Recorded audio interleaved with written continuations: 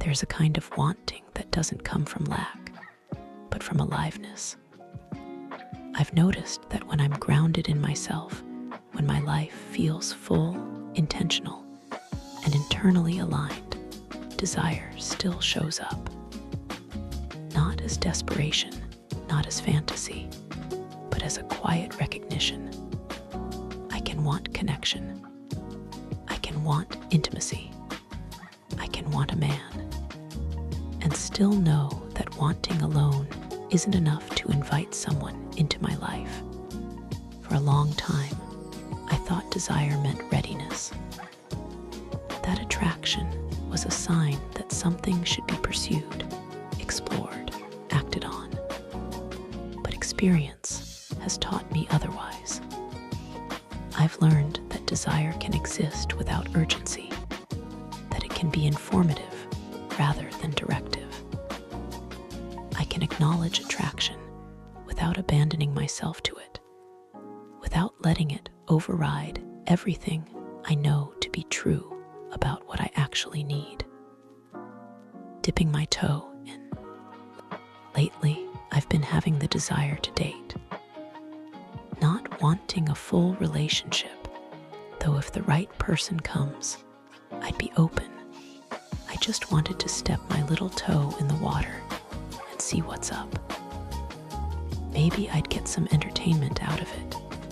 Maybe I'd get love. I wasn't attached to the outcome, or so I thought. What followed was brief, but illuminating. I met 4 men who showed up with what I call good representatives. You know what representatives are. When you meet someone and they show their best selves, the parts of them that are present, respectful, decent, interesting. The parts that get invited into the lobby, at least. But I've been careful, hyper-aware, even, watching every action, tracking every word. And I've been tracking myself too, because the thing with me and desire is that in the past, I'd follow it blindly. And because I'm a naturally committed person, I'd end up in relationships or situationships with people I had no business being with. Maybe for a minute, sure, but never for as long as it lasted. And the cost of that, looking back, was never worth it. So now I'm at the point where I'm discerning with this desire. I ask myself where it's coming from. I examine behaviors and traits, even the subtle ones. I'm clocking everything. Not a single thing gets past me. Here's what I observed. One man was interesting, genuinely so. He showed real interest in the things I cared about, not mirroring, but actual curiosity. But he was inconsistent with personal information, vague when he should have been clear. And he wasn't a stepper. I could see myself having to lead everything, carry the weight, wear the pants. I'm not doing that. I'm not going to be anyone's father. Later, I found out he was engaged. Not once did he mention a woman. Lucky for me, I never invested anything. Another man I found physically and intellectually attractive. He was a bit too much of a fashionista for my taste, but I could overlook it because his personality, his aura, his mind, they were magnetic. I saw myself really falling for him if things continued.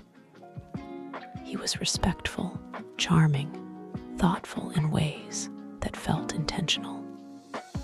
But I know an emotionally unavailable man when I see one. I've learned to recognize the signs, the way someone can be present, but never really there, the way they offer just enough to keep you interested, but never enough to actually build with. I could have had fun with him, sure, but I'm not built for casual when I actually care. I give a fuck on a deep level, and that would have been my undoing. Another man was too damn old. Old enough to be my father, to be specific. Yet game I'd never heard before, smooth in a way that comes from decades of practice. But when he was trying to convince me why I should give him a chance, he wasn't describing a partnership. He was describing a mentor-mentee relationship. Do you want a partner or someone you can mold? Someone you can shape and guide because they don't know any better yet. That's not love. That's a project. And another man. Girl, I had no business even entertaining him. That one I'll leave right there. Then I downloaded a dating app. I deleted it after 33 minutes to be exact. In those 33 minutes, I was hesitant the entire time. I've been here before downloading apps out of boredom. Swiping through men I had no real interest in meeting, ending up with people who served absolutely no purpose in my life.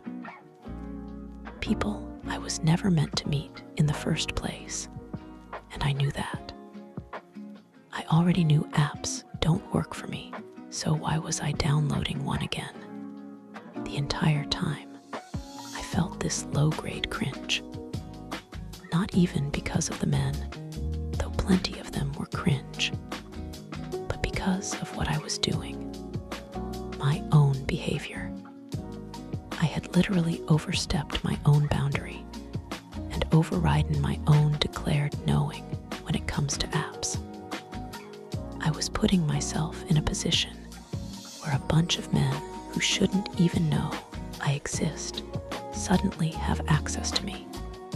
Men I would never encounter in my actual life, whose values and intentions I couldn't gauge, whose presence I hadn't earned, and who hadn't earned mine. It felt wrong, exposing. Like I was opening the door to my house and letting strangers walk through just to see what would happen. Eventually, I ran out of swipes, because apparently you have to pay a subscription to get more, which is stupid as fuck. I caught myself about to download another app, and that's when I realized I'm trying to fill a void. So I deleted it immediately. The real question, it was at that moment I asked myself, what is it that I truly want right now?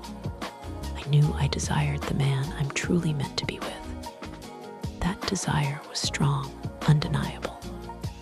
But I also knew I wasn't ready for anything serious.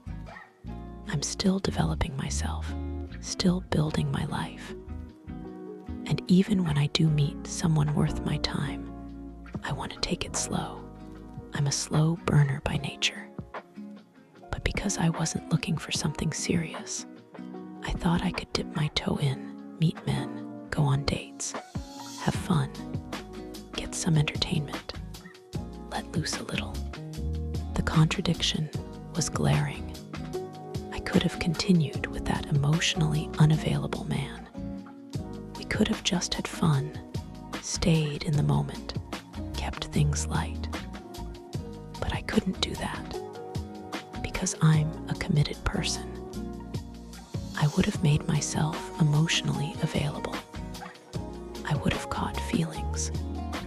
And then I would have ended up hurt, attached to someone who was never going to show up the way I needed. That's why I was so overly observant and cautious through this whole experience. I wanted to be casual, but I'm not casual. I can't half care. I can't give a little bit and protect the rest. It's all or nothing with me, and I know that about myself now. After reflecting on all of this, I came to a realization. I was misplacing my desires onto experiences I thought someone else could give me. What is it I actually desire? Dates, love, connection, value, tenderness, attention, intimacy, growth. Strip away the man. Do I still lack those things? Yes, I did. And that was both the issue and the answer. What desire is really asking for? What I've come to understand is that my desire isn't asking to be fulfilled at all costs. It's asking to be witnessed, to be held with discernment rather than handed over impulsively. There were times in the past when I followed attraction simply because it was there, without asking whether I was truly available for what it would require. Not emotionally, not energetically, not spiritually, and definitely not relationally. I wasn't ready, but I went anyway, and I paid for it. The thing about desire is that it tries to solve something. For me, it showed up as looking outside myself to regulate my nervous system, to soothe my sense of worth, to give me direction. When desire is born from lack, it carries urgency. It's laced with fantasy and projection because it's trying to compensate for what's missing inside. Looking at these four men, I could have convinced myself into some type of connection with any of them, all because of this desire. The desire itself wasn't wrong, it was just misidentified. And acting on it would have carried real consequences. Emotional ones, spiritual ones, the kind that stay with you long after the person is gone. What I'm learning now is that I can want intimacy without needing it to soothe my loneliness, insecurity, or dysregulation. When I'm not using desire to fix something, the wanting becomes quieter. It's no longer loud and demanding because I'm not bargaining for relief. I'm not trying to escape myself. Redirecting desire inward, I decided to redirect that desire toward myself and how I show up for my own life. I have to center myself. When I'm centered, my life has direction, meaning, internal coherence. Don't get me wrong, I wouldn't mind being with a great man. But now, the desire isn't frantic, escapist, or built on fantasy. It's rooted in reality, grounded in the life I'm actually living. And anyone who enters will be an extension of that life, not a lifeline to save me from it. When my life feels full and intentional, I stop evaluating people based on potential or fantasy. I assess them based on compatibility with the life I'm already living. I ask better questions. Does this person add to the quality of my life? Do their actions match their presence? Are they enhancing what's already here, or are they asking me to abandon it? Desire by itself isn't a justification for access. Wanting someone doesn't mean they should enter your life. Wanting doesn't override discernment, compatibility, timing, or mutual readiness.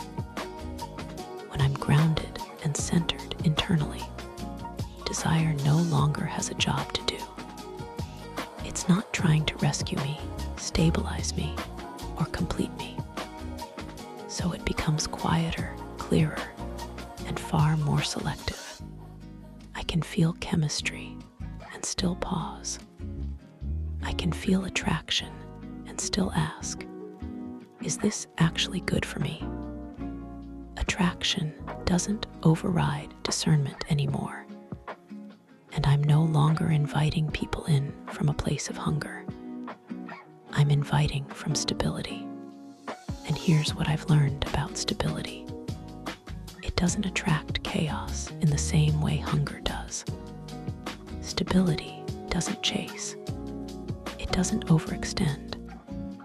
It doesn't fill in blanks for someone else or overlook glaring incompatibilities in the name of hope. So fewer people get access. And that's not a loss, that's protection. All of this is what I lacked in my past relationships. I care about the quality of my life more than anything else now, and I cannot let anybody disrupt it because of misidentified desire. Or to fill some void, I haven't taken the time to address myself. Two kinds of desire. There's a profound difference between desire that comes from lack and desire that comes from wholeness.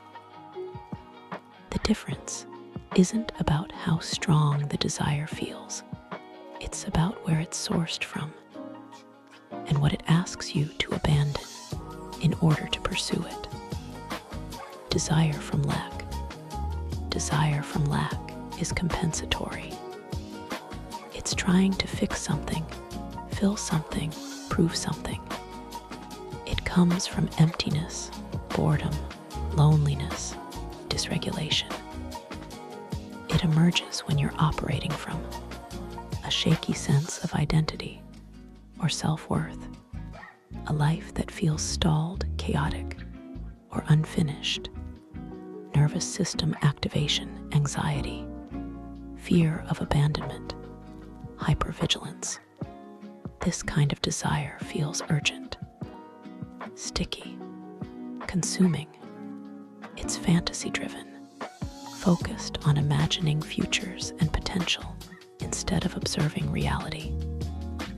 It's emotionally loud, making you act in ways you normally wouldn't, compromise boundaries you know you need, override your own knowing because the feeling is so strong, and it's often disproportionate to how well you actually know the person. You've had 3 conversations, but you're already imagining a life together. You've been on 2 dates, but you're already excusing behavior that doesn't sit right.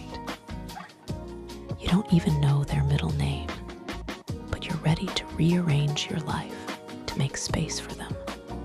When you're operating from this place, you overinvest early. You ignore red flags or rationalize them away. You seek reassurance instead of resonance, collapse your boundaries to maintain connection, confuse chemistry with compatibility. You convince yourself that the feeling means something, that it's a sign, that it's worth the risk. But what it actually leads to is self-abandonment, loss of clarity, emotional hangovers, repeating the same relational patterns with different faces. You end up feeling traumatized, burdened, carrying someone else's unresolved issues, while convincing yourself that if you just hold on a little longer, if you just love them a little harder, they'll change and it'll all be worth it. This is desire as escape, and it's bullshit. Nobody on earth is worth that kind of instability. I refuse to end up in these situations again, especially not at this stage of my life when I know better. Desire from wholeness. Then there's desire that comes from wholeness. This desire isn't trying to fix anything. It's not a distraction from your life. It's an invitation to share it. It's not forceful or desperate. It emerges from a life that already feels full and directed, rooted in self-trust and emotional regulation, a stable inner world, clear values and standards that you don't negotiate on. It feels calm, grounded, curious, but not needy. It's rooted in reality, proportionate to actual interaction and observable behavior. You enjoy the person's company. You're open to where things might go, but you're not attached to a specific outcome. You're able to say, let's see who this person actually is, not who I want them to be, or who they could be if everything aligns perfectly. You can want someone without needing them. You can be interested without being consumed. And crucially, you can walk away without drama, chaos, or drawn-out negotiations if it becomes clear that this isn't aligned. You observe rather than project.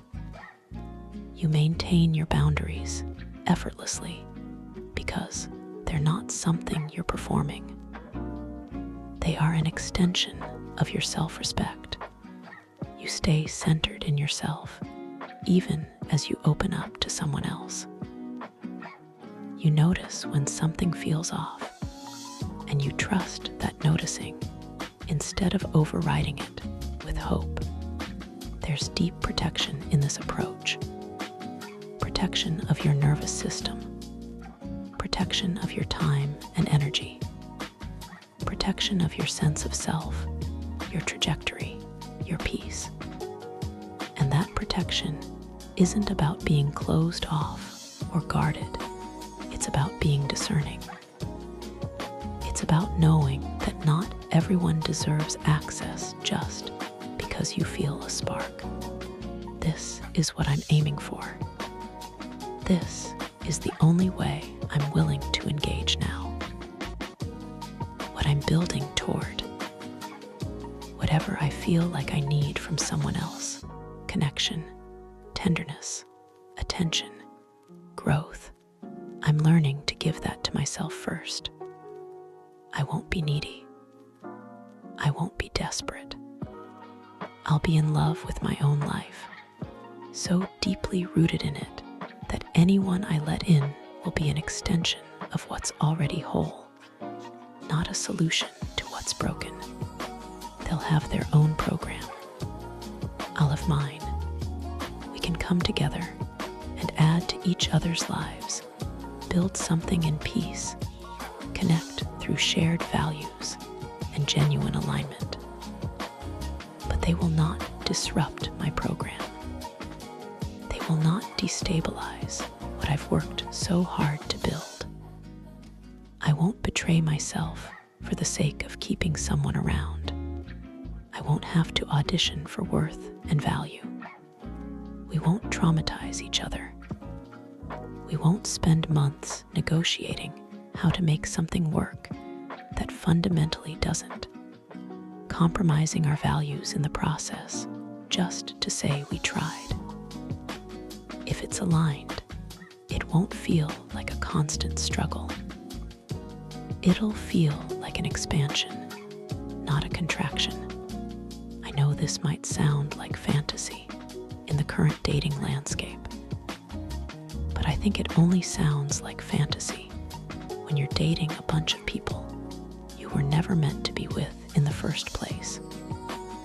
If meeting someone who extends the love and peace I already have is rare, then so be it. That just means less dating, fewer people getting access, more time spent building the life I actually want to live.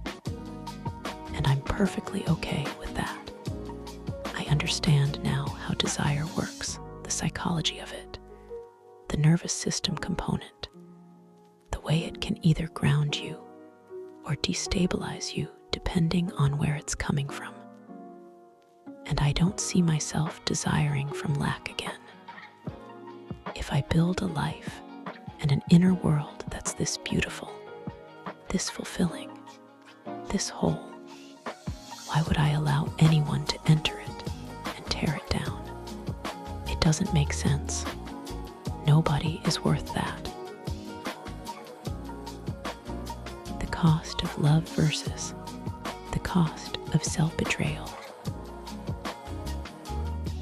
But I want to be clear about what that means.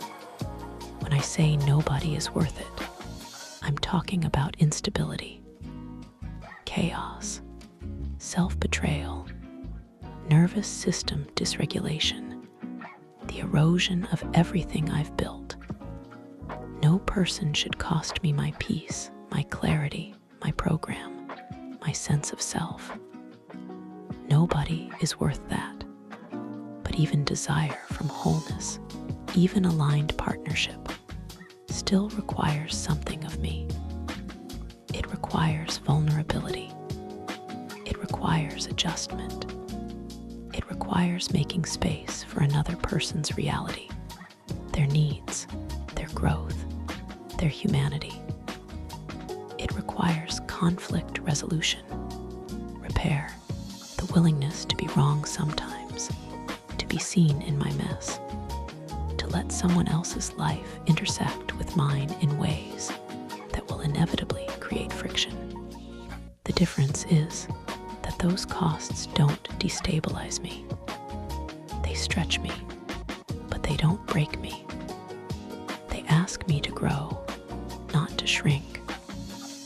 They're the costs of intimacy itself, not the costs of trying to make something work that fundamentally doesn't. So when I say nobody is worth it, I mean nobody is worth destabilizing myself for. Nobody is worth collapsing my boundaries for. Nobody is worth betraying my knowing for. That version of it, the one that involves overriding my intuition, inheriting someone's unresolved chaos, abandoning the life I've built, that's what I refuse. But the man I'm actually meant to be with, he will impact me. He will ask things of me. He will require emotional labor, patience, grace, the willingness to navigate difference. Not in ways that feel like self-abandonment, but in ways that feel like co-creation. And that still has a cost. It's just a cost I can afford because I'm not paying it from an empty account. Real intimacy will disrupt me, but not destabilize me. It will challenge me to expand, not contract. It will ask me to be vulnerable, not to abandon myself. And those costs, the costs of showing up fully, of being seen, of letting someone matter to me, those I'm willing to pay. Because they're not the same as the cost of chasing someone who was never meant for me in the first place. The boundary I'm setting isn't against impact. It's against destruction. There's a difference, and I'm learning to honor it.